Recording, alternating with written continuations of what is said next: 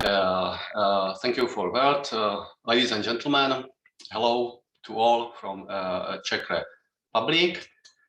I have prepared a presentation about our experiences with monitoring of hermit beetle for purpose of our live project.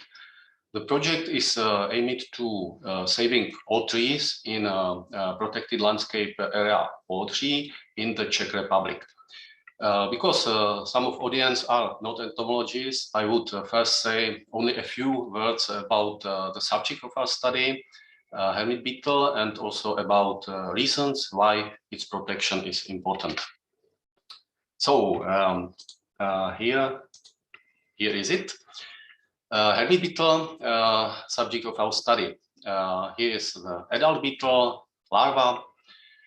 Larval development is associated with tree hollows, where it lives for at least 3 years. And hermit beetle can develop in practically any deciduous tree, and the dominant host tree depends on the conditions on each locality. The beetles lives very secretly, so only a few people have seen it alive, and even the experts who monitor them not meet adult beetles commonly. So monitoring is not easy and needs a specific methodology. From an ecological point of view, the hermit beetle is a typical example of umbrella species. Together with hermit beetle, the tree cavities occupy 100 species of invertebrates. Many of them are rare, endangered, and some of them are small, uniform, or live very secretly. Therefore, occurrence of the hermit beetle points to good quality of the habitat with potential for occurrence of many other important species. So the hermit beetle is an indicator of good quality of the cavity. The hermit beetle is a protected species by law in the Czech Republic from 1992. But first extensive mapping project was implemented in connection with accession of Czech Republic to the European Union. Red dots in this map are old records till 19th. Yellow are records from period 1990 to 2009. And the big cycles are most recent records since 2010. There are 4 important areas of hermit beetle occurrence in the Czech Republic. The big one is in Poodří region. Here is one in southern Bohemia, one in southern Moravia, and one in our Moravian Silesian region. There are 6 sites of community interest, special areas of conservation for the hermit beetle, according to the European Union's Habitat Directive. As you can see, all the sites are situated in lowlands of so-called Moravian Gate. Here you can see the map of PLA Poodří. The PLA length is about 35 kilometers, and it consists mainly on flatland meadows, flatland forests, and a lot of ponds or fish ponds. The points in the map are results of detailed mapping conducted by me in 2013 to 14, during which were detected about 1,300 hollow trees, potentially suitable for hermit beetle, and in 119 of them, the occurrence of hermit beetle has been proven. You can see that the occurrence illustrated by red dots is concentrated to the middle part of the area. Important result of the research was the knowledge that the areas of hermit beetle occurrence are mutually isolated and not connected by suitable habitats. Here you can see the mid part of PLA Poodří and detailed view to the isolated areas. From the ecological point of view, PLA Poodří is specific by strong affinity of the hermit beetle to willows. Here you can see the composition of host trees when 93% of trees are willows and the other trees composed only a few percent. And here you can see the reason why the hermit beetle likes willows in this area. This is a typical view to Poodří landscape with pollard willows. Pollarding was a typical activity in this area for long centuries, and the pollarding was a way how to get as much firewood as possible from the willows. The head of such willow has practically always hollows, and those hollows are potentially good habitat for hermit beetle development. The majority of pollarded willows are now old trees in bad condition. They are usually not pruned for many years. Bad state and even worse perspective of the hermit beetle populations in Poodří led us to submit a live project, which was successfully accepted.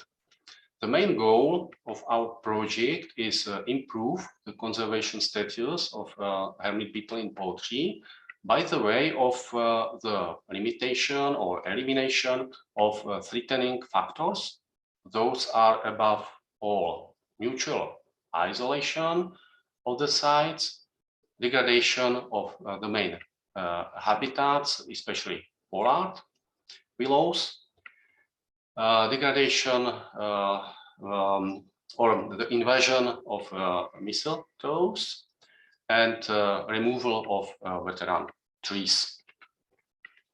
The most important activities that we perform within this project are directed to extending the lifespan of current habitats and creating a new potential ones. So the majority of activities are associated with pruning of old trees and with planting of new native trees. Here you can see areas actually occupied by the hermit beetle, marked in green. Blue areas are those detected as potential for the hermit beetle, but without actual occurrence. And the arrows indicate places of planned plantings of new trees that could create the corridors for the connection of existing populations in the future. So, and now to the main topic of my presentation. My role in the project is to assess the effect of interventions that mean pruning of the old trees on the hermit beetle. Factually, I have to evaluate the impact of pruning on each individual tree with the hermit beetle. But the methodology of such monitoring is not easy because at first the hermit beetle has a hidden way of life, and seeing an adult beetle is a rare event. And second, the larvae live deep in the trunks and their searching damage their habitats.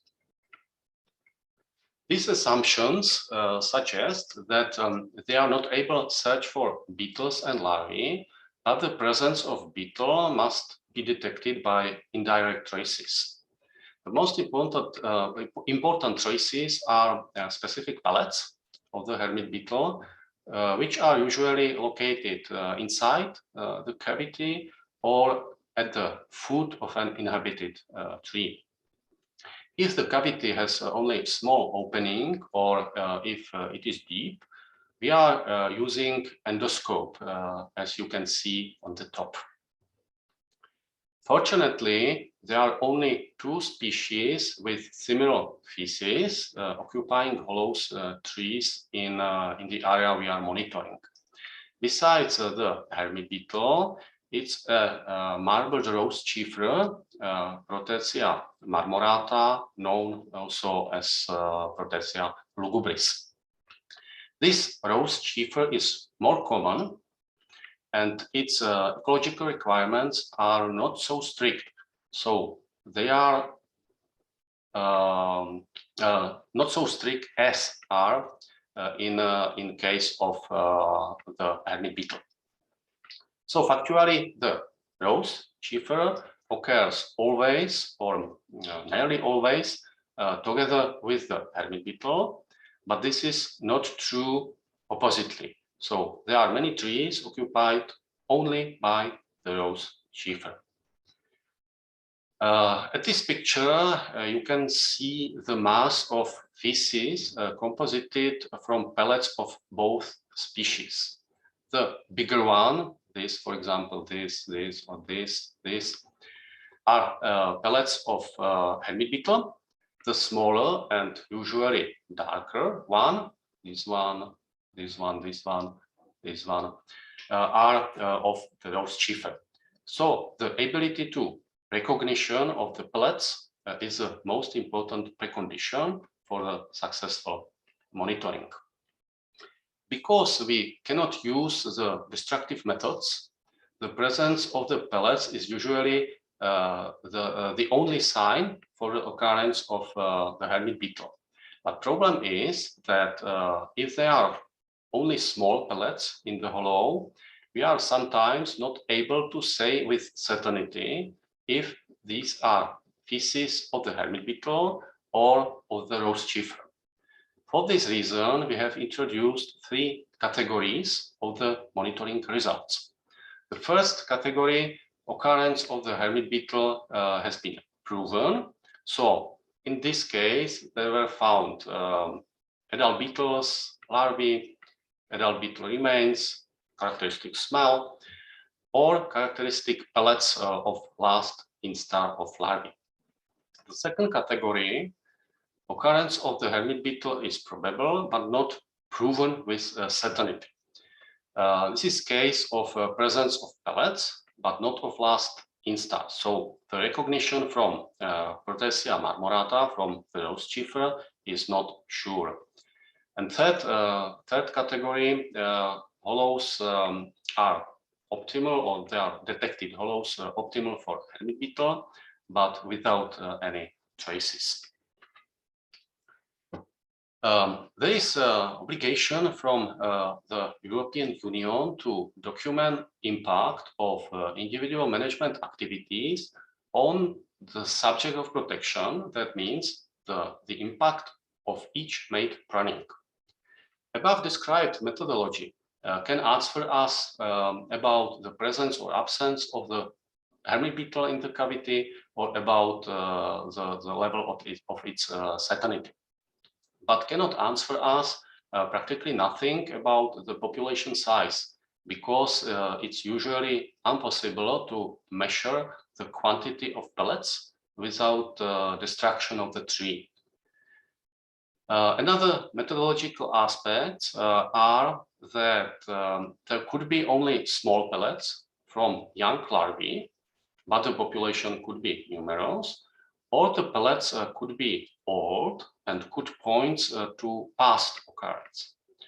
Therefore, we aim our monitoring scheme to evaluation of the impact of management activities not to population size of the hermit beetle, but to the habitat quality for this species. So what does our monitoring look like from a practical point of view?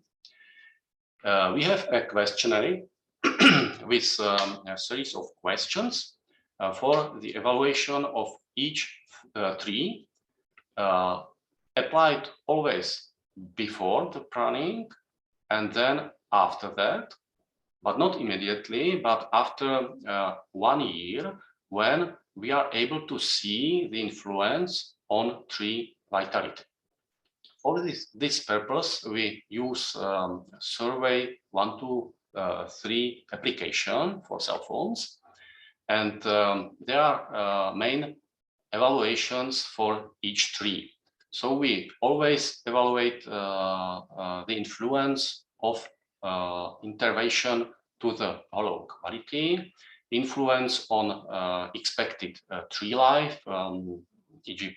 its stability and so on, and influence on the surroundings of the tree. That's mean, for example, on trunk shedding and so on. And the situation before and after is always documented by photographs directly from the application. So this is the way how we monitor and evaluate influence on the of the management activities on the hermit beetle habitat, with the goal the habitat would be better than before the intervention, or at least the same. So something to the end of my presentation. During our live project, we plan to plant about 2,000 native trees and to treat about 1,000 of all trees, mainly pollard willows.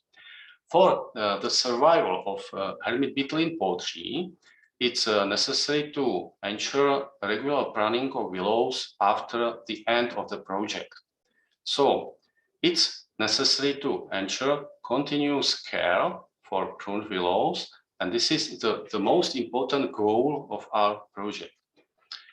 Therefore, very important part of project which is realized by our colleagues from Annika company are meetings with stakeholders, planning courses and media campaigns, and etc. We are just in mid part of our project, and we believe that we will be able to maintain a local population of hermit beetles in future, or perhaps forever.